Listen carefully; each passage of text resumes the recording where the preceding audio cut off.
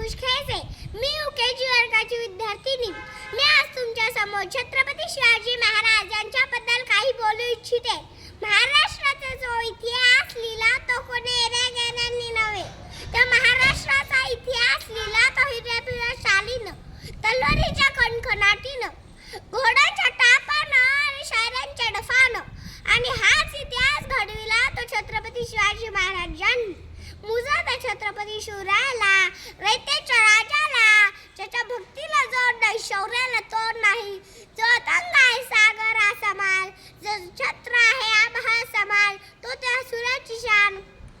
मराठी मनातला धगधगता स्वाभिमान आणि काळी सह्याद्री ज्याला शंभूंचा अभिमान. महाराष्ट्राच्या देवाऱ्यात ज्याचं पहिलं स्थान असेल प्रौढ प्रताप पुरंदर, क्षत्रिय कुलावतौस्त सिंहासनाधीश्वर महाराजाधिराज श्रीमंत श्री श्री श्री छत्रपती शिवाजी महाराज की जय. बंदुकीच्या जोरावर आणि हट्टाच्या धाकावर, अहो बंदुकीच्या जोरावर आणि हट्टाच्या धाकावर बिधल्याच वाघांना बादशाप्रमाणे जगायला शिकवणारी माणसं बघितली, परंतु बंदुकीच्या जोराशिवाय आणि हट्टाच्या धाकाशिवाय बिधल्याच माणसांना वाघाप्रमाणे जगायला शिकवणारा मी एकच वाघ बघितला, आणि ते म्हणजे छत्रपती शिवाजी महाराज. छत्रपती शिवाजी महाराजांनी त्यांच्या आयुष्यामध्ये नेहमी वस्तू वापरल्या आणि माणसं जपली, परंतु आपण मात्र माणसं वापरतो आणि वस्तू जपतो. त्यांनी त्याच्या दूरदृष्टिकोनाने भारताच्या इतिहासावर सुवर्णाक्षरांनी इतिहास लिहिला. त्याची प्रत्येक ऐकलेली गोष्ट आपल्या मनात ठासून मारली आहे. आणि असाच एक प्रसंग मला तुम्हाला सांगावासा वाटतो.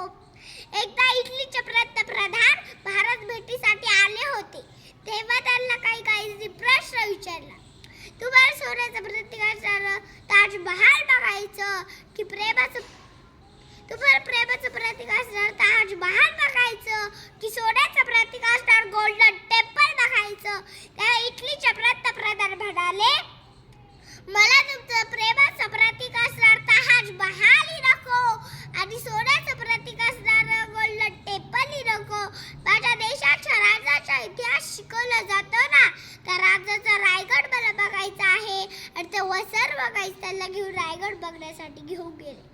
म्हणूनच जगाच्या पाठीवर तुम्ही कुठेही गेलात आणि जर तुम्हाला कोणी विचारलं की तुम्ही कुठून आले आहात, तर त्याला अभिमानानं सांगा, ज्यांनी मरणालाही लाजवलं आणि आलेल्या देखील मरणाला देखील जगायला शिकवलं. असं छत्रपती शिवाजी छत्रपती संभाजी महाराजांच्या भूमीमधून आलं. आणि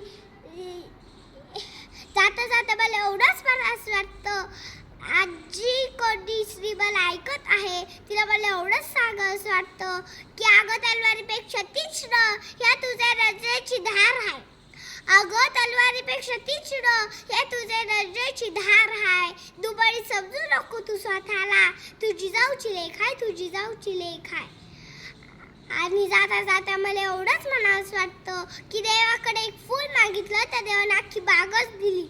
देवाकडे राहण्यासाठी घर मागितलं तर देवाला अख्खा राजवाडाच दिला. देवाकडे पिण्यासाठी पाणी मागितलं तर देवाला अख्खा समुद्रच दिला.